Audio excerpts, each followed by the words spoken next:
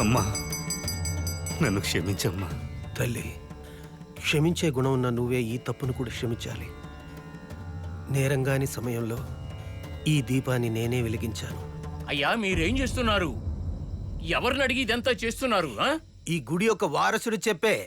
అదిగో అక్కడ నిలబడి ఉన్నారే వినయ్. వారసుడా? ఎక్కడున్నావు ఇన్ని రోజులు?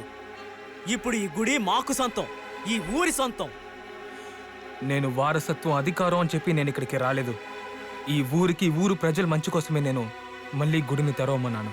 ఇతను నరికి పోగులు పెట్టాలి. ఈ ఊరినే నాశనం చేసిన ఇతన్ని వెంటనే తరిమేయాలి. కుమార్, నువ్వేం మాట్లాడొద్దు. పూజారి గారు, మీరు మమ్మల్ని అడ్డుకోవద్దు. ఆ తప్పు నేను తెలియకుండా చేసేశాను. దానికి ప్రాయశ్చిత్తం చేసుకుంటాను. నీ ప్రాయచిత్తం మాకు అనవసరం. నిన్ను నీ కూతుర్ని మేమే ముగించేస్తాం. వెళ్ళండి, వెళ్ళి వాళ్ళ ఇంటిని పూర్తిగా తగలబెట్టేయండి, లేదా ఆ ప్రభను కూడా తగలబెట్టేయండి. తగలబెడతాం. మూర్ఖంగా మాట్లాడొద్దు కుమార్. చెప్పడానికైతే చాలా ఉంది. స్వయం ప్రభ నాన్న చచ్చిపోయిన తర్వాత ఆ ఆనంద్ వాళ్ళ ఇంట్లో వెళ్ళి ఎన్ని తప్పులు ఎన్ని ద్రోహాలు చేశాడు, అదంతా మీరెవరు అడగలేదే. వేరే ఏ దారి లేనప్పుడు ఇతను మంత్రాలు తంత్రాలు నేర్చుకుని అథర్వవేదాన్ని ఉపయోగించాడు. ఇప్పుడు అతని తప్పుని అతనే అర్థం చేసుకుని మీకు చెప్పాడు. ఈ ఊరినే నాశనం చేసి ఆ దుష్టశక్తిని బంధించడానికే అతనిప్పుడు సిద్ధమై ఉన్నాడు.